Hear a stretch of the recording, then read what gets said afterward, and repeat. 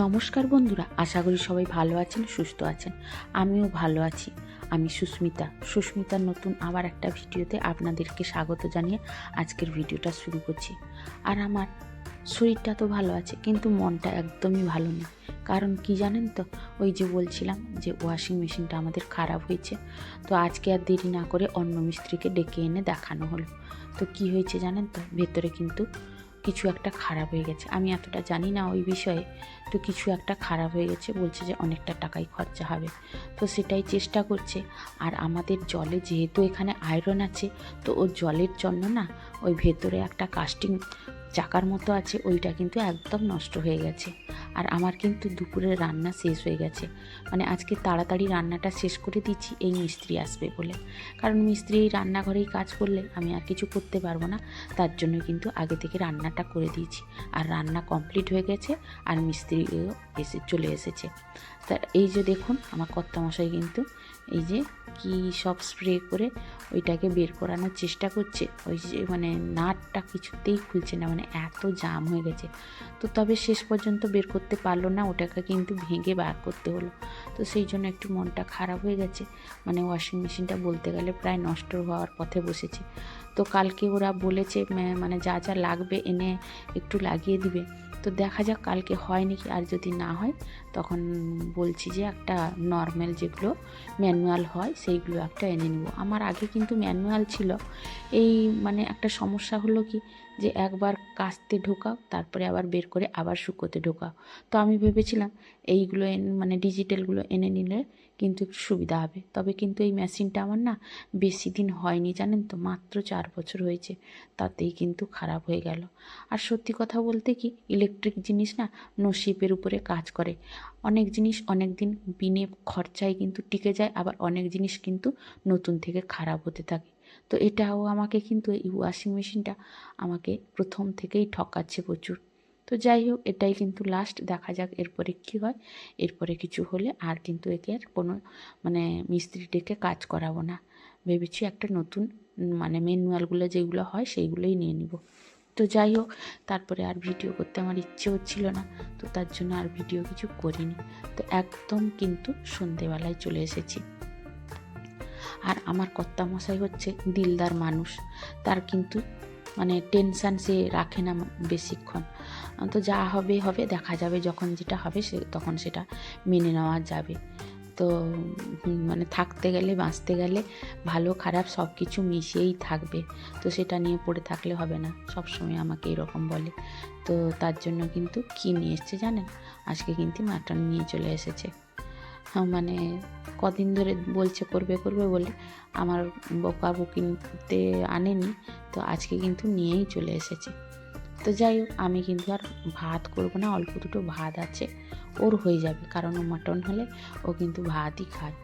তো যাই হোক, ভাত আছে, যা হয়ে যাবে ওর। তো আমি আর মেয়ে কী করবো, এই যে পরোটা করে নিচ্ছি। আর এটা হচ্ছে কি জানেন তো, মেথি পরোটা। তো মেথি পরোটাটা একটু ঘি দিয়ে ভেজে নিচ্ছি। আর তারপরে আমি ভেজে নিয়ে সেপাশে ও কিন্তু তরকারি বসাবে, তার জন্য আমি কিন্তু আগে ভেজে নিচ্ছি পরোটাটা। তো আমার পরোটা ভাজা শেষ হয়ে গেছে।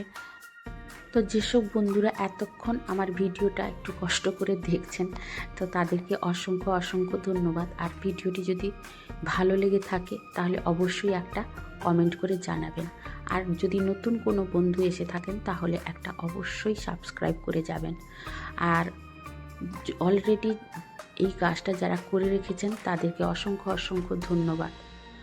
তো এই যে দেখুন, আমি পরোটাটা ভেজে নেওয়ার পরে একটু দাঁড়িয়েছিলাম, ভাবলাম এখন বর্তমানে আমার কোনো কাজ নেই, যেহেতু ও রান্না করবে মাংস, আর আমি সব কিছু রেডি করে দিয়েছি। আর কিন্তু এতক্ষণ কাজের বোন আমার আসেনি, মানে প্রায় 8টা বাজতে যায়।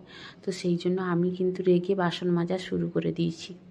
তারপরে দেখি বাসনটা অর্ধেক মাজা হয়েছে, ও এলো। ওকে আজকে একটু বকাবকি করেছি, কারণ ও অনেকটা ঘরেই কাজ করে আর আমার বাড়িতে শেষে আসে, এই জন্য আমি একটু বকাবকি করছিলাম। তো এই জন্য সে এসে বললো, ও ঠিক আছে, আমি কাল থেকে একটু তাড়াতাড়ি আসবো। আসলে তারাও হয়তো অভাবের সংসারে, তাদেরও মানে কি বলবো, উপায় নেই। মানে সেই জন্য হয়তো কাজ করতে আসে, কেউ কি আর ইচ্ছে করে আসে। তো সেই জন্য একটু খারাপও লাগে, বলে তো দিই। তো তাকেও দেখতে হয়, তাই আমি খুব একটা কিছু বলি না। আর সত্যি বলতে কি, কাজের বোনটা খুব ব্যবহার বা কথাবার্তা ভালো। ও আমার বাড়িতে 4 বছরখানি হয়ে গেল কাজ করছে।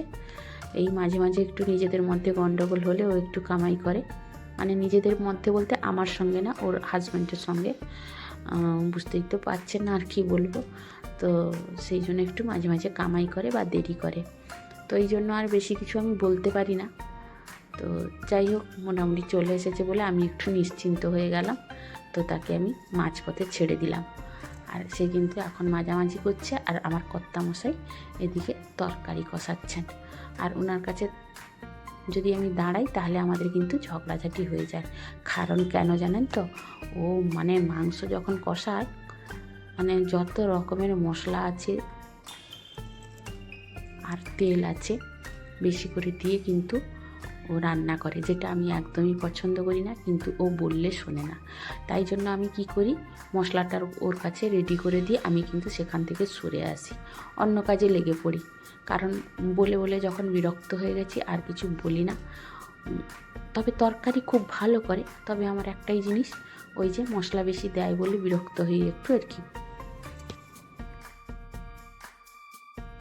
তো সে সেখানে রান্না করছে, করুক, ওকে ছেড়ে দিলাম। আর আমি এখানে চলে এলাম কিন্তু ফ্রিজ পরিষ্কার করতে। তো ভাবলাম যে আমি ফ্রিজ পরিষ্কার করতে করতে আমার আগের ভিডিওতে কমেন্ট করা কয়েকজন দিদি, বোন বা ভাইয়েদের নাম আমি একটু পড়ে নিই। তো তারা হলেন Rumu daily blogs, Rekha Debbarma, Pampa Haldar, Sudha Dhibar, Priyanka Papiya family blog, Bulus blogs and recipe, Ashis dream house, Madhusree Manna, happy with Mitali, Monica Ghoshal,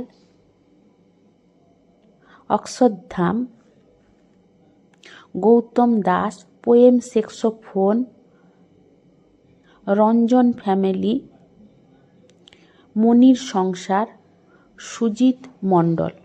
আপনাদের প্রত্যেককে অসংখ্য অসংখ্য ধন্যবাদ এইভাবে আমার পাশে থাকার জন্য আর এইভাবে আমাকে সাপোর্ট করার জন্য। আশা করি আগামী দিনগুলোতেও এইভাবে আমার পাশে থাকবেন আপনারা। তো যাই হোক, এবার দেখুন রান্নাবান্না তো শেষ হয়ে গেছে, এবার কিন্তু খেতে বসে পড়েছি। যদিও রাত বেশি হয়নি, আর যেহেতু মাংস রান্না হয়েছে না, তখন কি হয় বলুন দেখি, আমরা যেহেতু আষ্টে ভক্ত একটু, তো মাছ মাংস একটু ভালো মন্দ কিছু হলে কিন্তু তাড়াতাড়ি খিদে পেয়ে যায়, তাই না? তো সেই জন্য আর দেরি করলাম না। তাছাড়া বেশি রাত করে খেলেও এই রিচ মশলার তরকারি মানে অনেকটাই অ্যাসিড, গ্যাস এইগুলো হয়ে যায়। এই জন্য আমি কিন্তু ওকে খাবে না বলছিল, ওকে ডেকে এনে কিন্তু বসিয়েছি খেতে। তো 9:30টার মধ্যে কিন্তু আমার খাওয়া দাওয়া আজকে কমপ্লিট। আর খাওয়া দাওয়া শেষ হতেই আর মেয়ে চলে গেল কিন্তু ঘরের ভিতরে টিভি দেখবে, খাবে। তো যাই হোক, ও গিয়ে ঘরের ভিতরে খাচ্ছে আর আমরা দুজন এখানে টেবিলে বসে খেয়ে নিলাম। আর খাওয়া দাওয়া শেষ করে ভাবলাম যে গ্যাসটা আগে পরিষ্কার করে নিই, কারণ যেহেতু কালকে সোমবার, সেই জন্য আমি ভাবলাম যে গ্যাসটা আগে পরিষ্কার করে রেখে দিই। আর অল্প একটু বাসন বেরিয়েছিল, সেটাও কিন্তু মেজে ধুয়ে রেখে দিব। দিলে কী হবে, আমার রাত্রের কাজটা কিন্তু কমপ্লিট হয়ে যাবে। কারণ রাত্রে যতটা আমি গুছিয়ে রাখতে পারবো, সকালে উঠে ততটাই আমাকে হেল্প হবে, মানে কাজ হালকা হবে, অনেকটা হেল্প পেয়ে যাব মানে অন্য কাজ করতে। তো সেই জন্য মানে রাত্রে যতটা পারি কাজ এগিয়ে রাখতে। আর কালকে রান্না করব নিরামিষ বলে মানে সবজি একটু কেটে রেখে দিয়েছি, যাতে কালকে তাড়াতাড়ি রান্না করতে পারি। তাছাড়া কালকে একটা জায়গা যাওয়ার একটা প্রোগ্রাম আছে, তো সেটা নিশ্চয়ই পরের তারপরে এই যে দেখুন সব কিছু কাজকর্ম শেষ করে একটু গরম জল করে নিচ্ছি। কারণ কি জানেন তো, এই শীতের দিনে ঠান্ডার জল তো একটু মুখে নেওয়া যায় না, মানে দাঁত শিরশির করে। আর ঠান্ডার জল খেতেও পারি না একদম, আর ওর তো খেলে ঠান্ডাই লেগে যায়। তার জন্য অল্প একটু গরম করে নিচ্ছি, কারণ আমার তো গরম জলের ফ্লাক্স আছে, ওরতে ভর্তি করে রেখে দিই।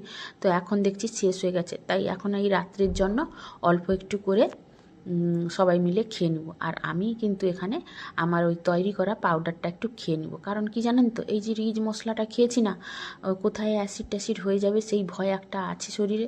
সেই জন্য কিন্তু আমি এই পাউডারটা একটু ঈষৎ উষ্ণ গরম জল করে খেয়ে নিচ্ছি। দিলে আর কোনো টেনশান থাকবে না, কোনো গ্যাস অ্যাসিড কিছুই হবে না। আর বন্ধুরা সত্যি এই পাউডারটা একবার করে যদি কেউ না খেয়েছেন তাহলে একবার অবশ্যই করে খেয়ে দেখবেন। এর যে কতটা উপকার আপনি না খেলে বুঝতে পারবেন না।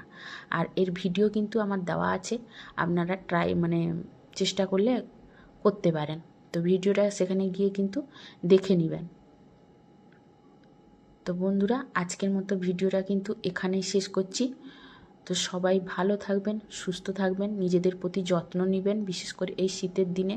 কারণ প্রত্যেকে ঠান্ডায় ভুগছেন প্রচুর, সর্দি কাশি লেগেই আছে।